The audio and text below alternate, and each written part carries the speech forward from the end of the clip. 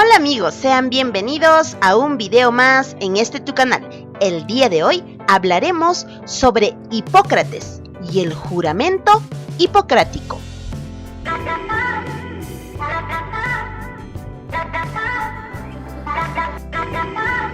Hipócrates, aclamado como padre de la medicina y el primer médico, fue pionero del estudio científico del cuerpo humano y el primero que documentó muchas enfermedades. Por lo que más se le conoce hoy en día es por el juramento hipocrático, la promesa que hacen muchos médicos recién licenciados que sirven de juramento ético de la profesión médica. Nació en la isla griega de Kos, frente a la costa de la actual Turquía. Su padre y su abuelo eran médicos, e Hipócrates se formó como médico en los tiempos de la sanación de la isla. En la antigua Grecia se consideraba que las enfermedades eran castigos divinos y los tratamientos solían incluir oraciones y sacrificios a los dioses. Pero Hipócrates creía que las enfermedades tenían una causa natural y se podían curar a base de dieta o con medicinas. Después de fundar una escuela de medicina en Kos, Hipócrates viajó por las islas griegas, donde obtuvo mucho prestigio como sanador. También se cree que escribió los tratados hipocráticos, una recopilación de tratamientos médicos que contenía también el juramento hipocrático. Al igual que la de muchos otros pensadores de la Grecia antigua, la biografía de Hipócrates se escribió mucho después de que muriera, y no se conocen con certeza demasiados detalles de su vida, pero según algunas fuentes vivió unos 100 años y murió en la ciudad griega de Larisa. El juramento de Hipócrates. Tal vez la tradición más duradera en la historia de la medicina sea el juramento de Hipócrates. Este juramento fue escrito como un lineamiento de ética médica y aunque las palabras exactas han cambiado con los tiempos, el contenido general es el mismo. Un juramento de respeto para aquellos que impartieron su conocimiento sobre la medicina y para los pacientes, así como la promesa de tratarlos con el mejor conocimiento médico. El juramento hipocrático es un documento fundamental para la ética y deontología de la práctica médica. Fue atribuido a Hipócrates en la antigüedad, aunque investigaciones más modernas indican que podían haber sido escrito después de su muerte. Es probablemente el documento más célebre del corpus hipocrático. Recientemente se ha puesto en duda la autenticidad del autor del documento, que para algunos investigadores proviene de una presunta escuela pitagórica de medicina, de la que se tiene más noticias. Aunque hoy en día el juramento solo se utiliza raramente en su forma original, sirve de base para otros juramentos y leyes similares que definen las buenas prácticas y morales médicas. Los licenciados que están a punto de empezar la práctica médica tradicionalmente pronuncian este juramento. El juramento dice: juro por Apolo médico, por Esculapio, por Igea y Pancea, por todos los dioses y todas las diosas, tomándolos como testigos, que cumpliré según mis fuerzas y mi capacidad el juramento y el compromiso siguiente. Respetaré a mi maestro de medicina tanto como a los autores de mis días. Compartiré con él mis bienes y, si es preciso, atenderé a sus necesidades. Consideraré a sus hijos como hermanos y, si desean aprender la medicina, se las enseñaré gratis y sin compromiso. Comunicaré los preceptos, las lecciones orales y el resto de las enseñanzas a mis hijos, a los de mi maestro, a los discípulos ligados por un compromiso y un juramento según la ley médica, pero a nadie más. Dirigiré el régimen de los enfermos en provecho de ellos, según mis fuerzas y mi juicio, y me abstendré de todo mal y de toda injusticia. No entregaré veneno a nadie, si me lo piden, ni tomaré la iniciativa de tal sugestión. Tampoco entregaré a ninguna mujer un pesario abortivo. Pasaré mi vida y ejercitaré mi arte en la inocencia y la pureza. No operaré de mal de piedra. En cualquier casa que entre, iré para la utilidad de los enfermos, guardándome de toda mala acción voluntaria y de corrupción, y sobre todo de la seducción de mujeres y de muchachos, libre o de esclavos. De todo aquello que vea u oiga en la sociedad durante el ejercicio de mi profesión, e incluso fuera de ella. Callaré lo que no necesita ser nunca divulgado, considerando la discreción como un deber en semejante caso. Si cumplo este juramento sin infringirlo, seré honrado siempre por los hombres. Si lo violo y soy perjuro, que mi suerte sea contraria. Como es claro, la organización del juramento está dividida en dos partes. La primera parte especifica los deberes del estudiante hacia su maestro y sus obligaciones al transmitir el conocimiento médico, mientras que la segunda parte es un breve resumen de la ética médica. Sin embargo, como esta segunda parte no es consistente con los principios y las prácticas del propio Hipócrates, se ha supuesto que él no fue el único que lo redactó, y algunos de los argumentos son los siguientes. Una inconsistencia inmediata en la prohibición del aborto, ya que en el Corpus Hippocraticus contiene varias alusiones a los métodos para abortar y el uso de presarios.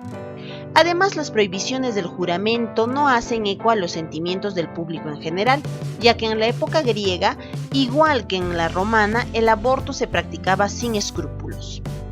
Una segunda discrepancia entre el juramento y los principios hipocráticos en general es la prohibición del suicidio, ya que en la antigüedad esto no era censurado. El suicidio era visto como un alivio para la enfermedad. Era justificado el suicidio. Tanto así que en algunas ciudades o estados era una institución legalizada para las autoridades. En las religiones antiguas tampoco se prohíbe el suicidio. Además, los griegos no pensaban que era un castigo eterno para los que terminaban su vida en esa forma, y las leyes y religiones dejaban libres a los médicos para hacer lo que su conciencia les permitiera. La posición tomada en el juramento parece estar de acuerdo con los principios de los pitagóricos, ya que entre todas las escuelas griegas de filosofía, solo ellos sancionaban el suicidio y el aborto.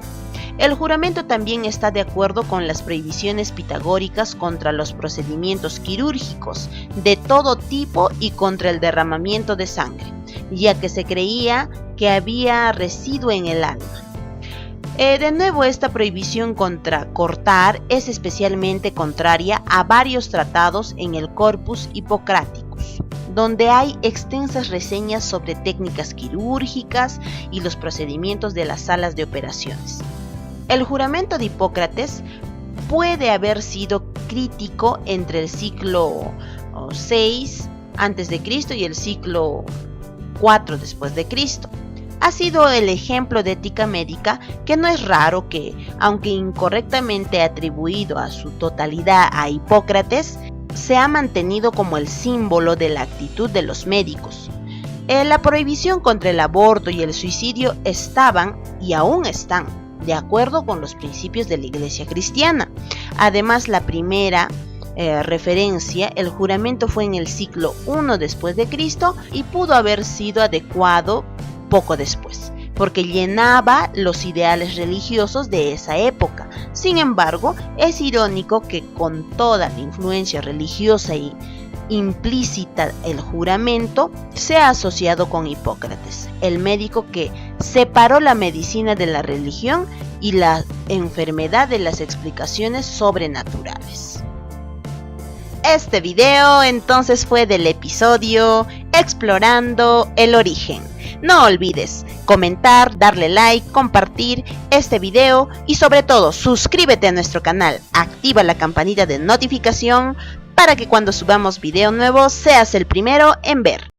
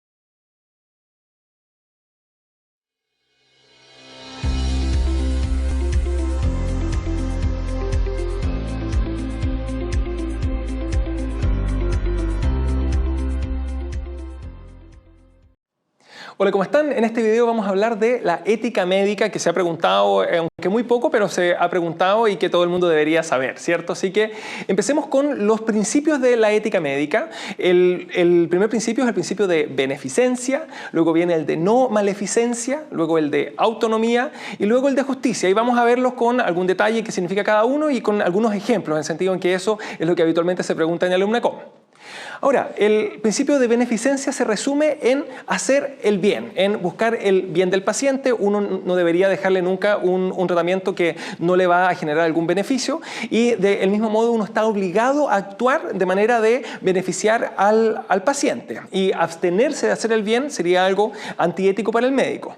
Por otro lado está el de no maleficencia, y que quede bien claro, esto significa no dañar, y no hacer el mal no es lo mismo que hacer el bien, aunque Arjona diga lo contrario. Ya esos son dos principios totalmente distintos y hay que saber diferenciarlo en las preguntas del AlumnaCom. Pero a grandes rasgos uno debería abstenerse de realizar cualquier cosa que ya sea en realidad o de una manera potencial pueda perjudicar a nuestro paciente. Luego está el de la autonomía, que es el respetar la autonomía de las personas, que a grandes rasgos es el consentimiento informado.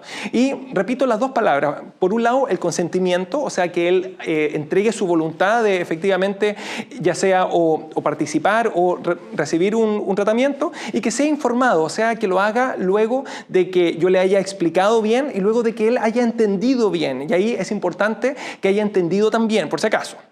Y finalmente está el principio de justicia, que a grandes rasgos es que cada uno reciba lo que le corresponde sin que haya discriminación arbitraria, y ejemplo, dejar fuera a un grupo de personas del acceso a la salud, y que sea igualmente actuando conforme a la ley, conforme a la normativa y conforme al bien común en general.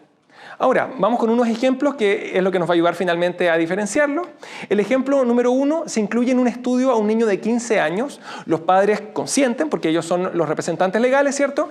Pero al niño no se le pregunta. Ahí se estaría faltando al principio de autonomía.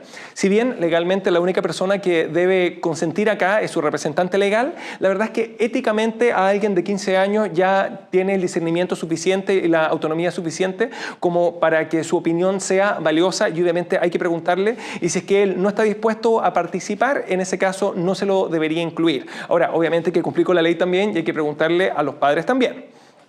Segundo caso, se realiza un estudio que compara un nuevo medicamento versus el placebo y no se informa a los participantes que pueden recibir un placebo. En este caso, como no se estaría dando la información, aquí no habría un consentimiento informado. Si bien el paciente sabe que va a participar en un estudio y él dio su consentimiento para estar ahí, la verdad es que debe hacerlo informado, sabiendo que uno de los riesgos es que reciba efectivamente un placebo, o sea, algo que no le va a servir en realidad para su enfermedad. El siguiente caso es, además en ese mismo estudio existía un tratamiento bueno, ¿ya? Y yo le estoy dando un placebo en vez de darle como alternativa el tratamiento ideal, el que existía desde antes. Ahí habría una falta al principio de beneficencia, en el sentido en que recuerden que teníamos la obligación de beneficiar al paciente. Y en este caso era la obligación de no comparar el nuevo tratamiento con un placebo, sino que compararlo con un medicamento que ya sirviera, ¿ya? A menos, claro, que fuera una enfermedad banal, que da lo mismo, pero si es una enfermedad importante, yo no puedo llegar y comparar antibióticos versus placebo en una meningitis, por ejemplo. Y finalmente, un laboratorio da viajes a médicos que recetan mucho sus medicamentos, ¿ya? Y eso ocurre en la vida real, por si acaso, y es una de las faltas éticas como más frecuentes. Y acá la verdad es que se afecta por un lado el principio de justicia, en el sentido en que se está recibiendo una cosa que no se merece, en el sentido en que nadie debería tener como un premio por un laboratorio por recetar un medicamento de ese laboratorio, porque los médicos deberíamos indicar los medicamentos en base a lo que dice la medicina y no en base a lo que me convenga. Pero además, eventualmente, si es que es un fármaco que no sirve o que eventualmente le está haciendo mal, se podrían afectar también los principios de beneficencia en el caso de que no sirva, o el principio de no maleficencia en el caso de que le hiciera algún daño. ¿Ya? Y esto fue una clase muy cortita, así que espero que recuerden los principios porque se van a preguntar de esa forma. Ahora, como última cosa adicional, acuérdense que existe una ley que es la Ley de Derechos y Deberes de los Pacientes, que vale la pena leerla y que incluye hasta cierto punto el acceso a la información y el acceso al consentimiento informado o al rechazo de un tratamiento. Y finalmente existe el Colegio Médico, ¿cierto?, con el Tribunal de Ética, pero recordemos que en Chile no es obligatorio afiliarse al Colegio Médico, así que solamente quedan sometidos a los tribunales éticos los médicos que están colegiados, pero el resto siempre está sometido a actuar conforme a la ley, a no causar daño y eventualmente puede caer, pero bajo los tribunales de justicia, por si acaso, no al tribunal ético del Colegio Médico, ¿ya? Así que eso, que estén muy bien.